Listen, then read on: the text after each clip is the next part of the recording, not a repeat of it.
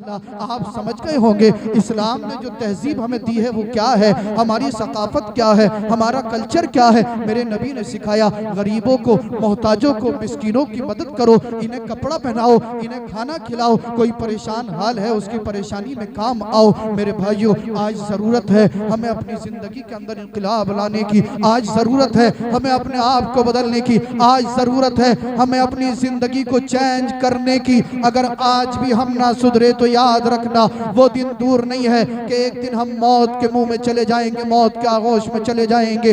आज आपको जब भले ही मेरी बातें बुरी लग रही हो मगर एक दिन आप मुझे ज़रूर याद करेंगे। वो दिन वो होगा जब मौत का फरिश्ता आपके सामने खड़ा होगा, आप उस वक्त याद करेंगे एक आलिम दीन था, बार बार अल्लाह रसूल का वास्ता देकर कहता था नमाज पढ़ो, गुनाहों से तौबा करो, कुरान की तिलावत करो, झूठ चुगली गीबत ज़िना अय्याशी मक्कारी से दूर हो जाओ। काश उसी दिन हमने उसकी बात पे लब्बैक कहकर नमाजों की पाबंदी की होती, कुरान की तिलावत की होती, रसूलुल्लाह से रिश्ता मजबूत किया होता।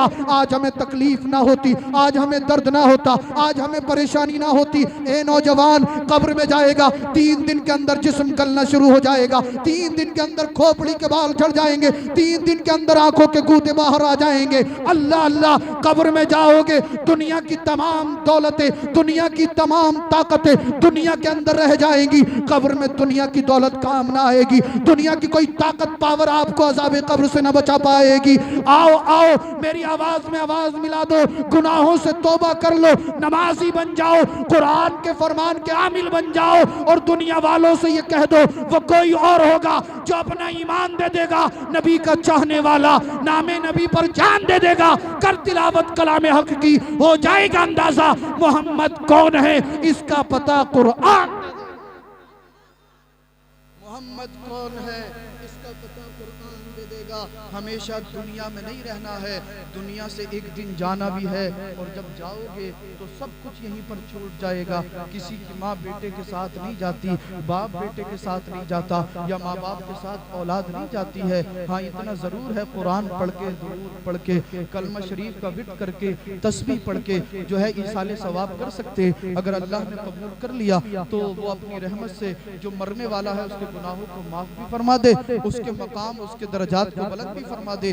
मगर अक्सर लोग ऐसे हैं कुछ दिन तक तो याद रखते हैं, इधर 40वां हुआ उधर बुलाना शुरू कर दिया, ईद बकरा ईद पर कभी गए कब्रिस्तान में तो वो भी अपनों की कब्र तक नहीं पहुंचते, दूर से ही खड़े होकर कुछ पढ़ा नहीं पढ़ा हम तो देखते हैं 1 मिनट 2 मिनट मुश्किल से रुकता हो, बस ऐसी हाथ फेरे चला।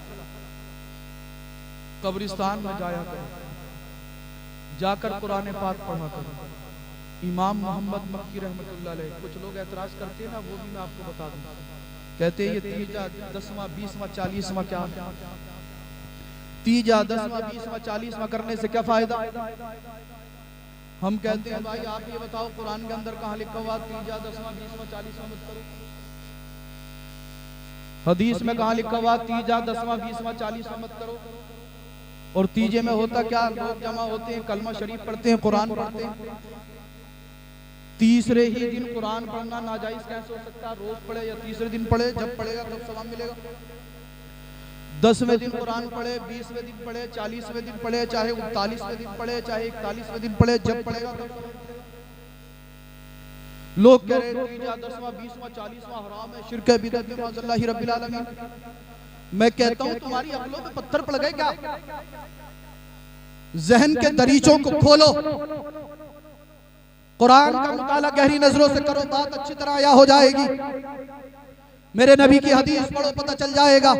एक सहाबी रसूल जिनका नाम है हजरत साद बिन उबादा रज़ियल्लाहु अन्हु, सरकार की बारगाह में हाजिर अर्ज की, या रसूलल्लाह सल्लल्लाहु तआला अलैहि वसल्लम मेरी वालदा का इंतकाल हो गया, अब आप मुझे बताइए मैं ऐसा क्या करूं जिससे मेरी वालदा के मकाम मर्तबा बुलंद हो, मेरी वालदा के दर्जात बुलंद हो, मेरी वालदा को उसका सवाब पहुंचे। सरकार ने फरमाया मदीने के अंदर पानी की किल्लत है, जिस इलाके में पानी की किल्लत है वहां पर कुआं खुदवा दो, लोग पानी पिएंगे, आपकी वालदा को सवाब पहुंचता रहेगा। अल्लाह अल्लाह हजरत साद बिन उबादा रज़ी अल्लाह अन्हु गए, जगह तलाश की जहां पर लोगों को पानी की किल्लत थी, पानी की दिक्कत थी, वहां पर कुआं खुदवा दिया।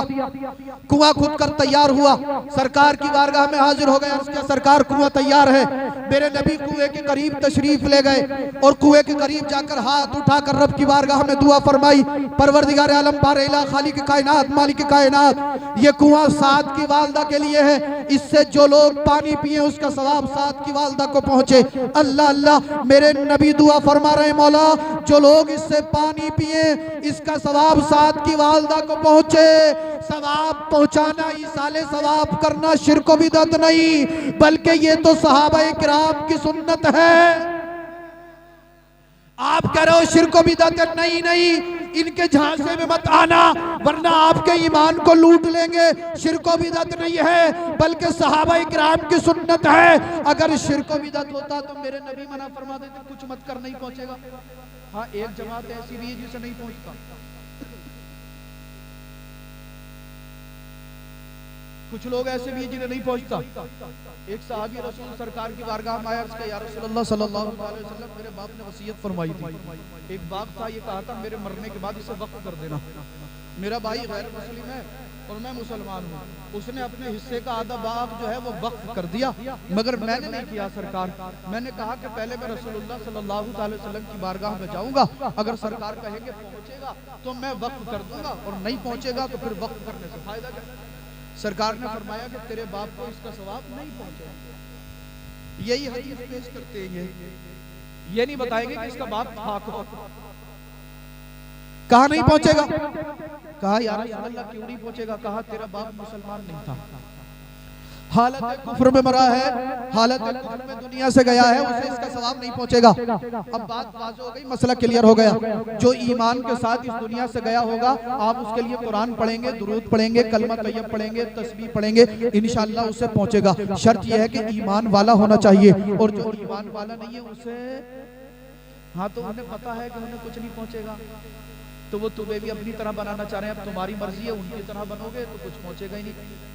मरने के साथ साथ जो है वो अजाब शुरू हो जाएगा। अब आपकी मर्जी, आप जो है अगर ईमान वाले रहोगे तो इंशाअल्लाह दुनिया में भी इज्जत मिलेगी और आखिरत में भी इज्जत। ईमान के साथ गए तो इंशाअल्लाह दुनिया में भी कामयाब, आखिरत में भी कामयाब। अब हजरत साद बिन उबादा रज़ी अल्लाह अन्हु ने जो है वो कुआं खुदवा दिया, कुआं खुदवाया और कुएं के पास सरकार की बारगाह में हाजिर हुए, सरकार मैंने कुआं खुदवा दिया है। सरकार तशरीफ ले गए, सरकार के हाथ उठाकर दुआ फरमा कि परवरदिगार आलम की दुआ जो है वो साद की वालदा के लिए है, इससे जितने भी लोग पानी पिए उसका सवाब साद की वालदा को पहुंचे। अल्लाह अल्लाह। एक बात और, इमाम मोहम्मद मक्की रहमतुल्लाह अलैह फरमाते हैं, मैं मक्के का एक कब्रिस्तान है जिसका नाम है जन्नतुल माला, मैं उस कब्रिस्तान में हाजिर हुआ हूँ और एक बार नहीं कई बार हाजिर हुआ हूँ। इसी कब्रिस्तान में मेरे नबी की मुकद्दस ज़ौजा जिनका नाम सैयदा खदीजतुल कुबरा रज़ी अल्लाह अन्हा है, वो इसी कब्रिस्तान में मदफन है और बहुत सारे सहाबा किराम भी इस कब्रिस्तान में मदफन है। और ऐसी खुशबुएं आती हैं इस कब्रिस्तान से कि आपको दुनिया के अंदर किसी इत्र या किसी खुशबू में ऐसी खुशबू इसी कब्रिस्तान जो लोग सऊदी में रह चुके हैं या हज उम्रा करने के लिए जाते हैं, वो ज़ियारत के लिए जाते या बाहर से खड़े होकर जो है वो कुरान और दुआ पढ़ के वहीं से साले सवाब कर देते हैं। अल्लाह अल्लाह। इस कब्रिस्तान के अंदर इमाम मोहम्मद मक्की रहमतुल्लाह अलैह फरमाते हैं कि मैं जन्नतुल माला कब्रिस्तान में दाखिल हुआ और एक कब्र के पास बैठकर मैंने अल्लाह के मुकद्दस कुरान की तिलावत करनी शुरू कर दी। सुभान अल्लाह। इमाम मोहम्मद मक्की रहमतुल्लाह अलैह कहते हैं मैं कब्र के पास बैठा और कुरान पढ़ने लगा, पढ़ता रहा पढ़ता रहा पढ़ता रहा, पढ़ते पढ़ते मुझे नींद आ गई। कुरान पढ़ते पढ़ते अगर सो भी गया तो मुकद्दर जाग जाता है। कुरान पढ़ते पढ़ते नींद आ गई।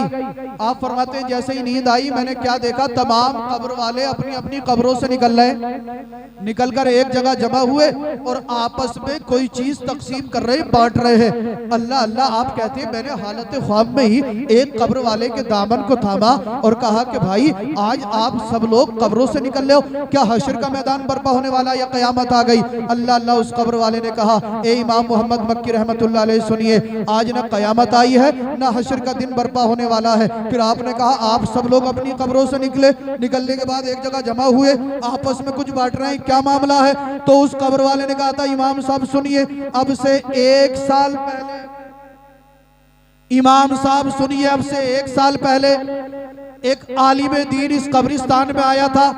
एक हाफिज कुरान, कारी कुरान आलिम दीन इस कब्रिस्तान में आया। उसने पढ़ा औज़ु बिल्लाहि मिनश शैतानिर रजीम, बिस्मिल्लाहिर रहमानिर रहीम, कुल हुवल्लाहु अहद, अल्लाहु समद, लम यलिद वलम यूलद वलम यकुल लहू कुफुवन अहद, बिस्मिल्लाहिर रहमानिर रहीम, कुल हुवल्लाहु अहद, अल्लाहु समद, लम यलिद वलम यूलद वलम यकुल लहू कुफुवन अहद, बिस्मिल्लाहिर रहमानिर रहीम, कुल हुवल्लाहु अहद, अल्लाहु समद, लम यलिद वलम यूलद वलम यकुल लहू कुफुवन अहद। ए इमाम मोहम्मद मक्की रहमतुल्लाह अलैह सुनिए, अब से 1 साल पहले एक आलिम दीन इस कब्रिस्तान में आया। आने के बाद 3 मरतबा कुल हुवल्लाह शरीफ यानी सूरह इखलास तिलावत फरमाई और तमाम कब्रिस्तान वालों को उसका सवाब पहुंचा दिया, तमाम कब्रिस्तान वालों को ईसाले सवाब कर दिया। ए इमाम मोहम्मद मक्की सुनिए, अल्लाह ने 3 मरतबा सूरह इखलास पढ़ने का हमें इतना सवाब अता किया, इतना सवाब अता किया। हम रोजाना इसी तरह 1 साल से उसे आपस में तकसीम कर रहे हैं, मगर आज तक वो सवाब खत्म नहीं हुआ है।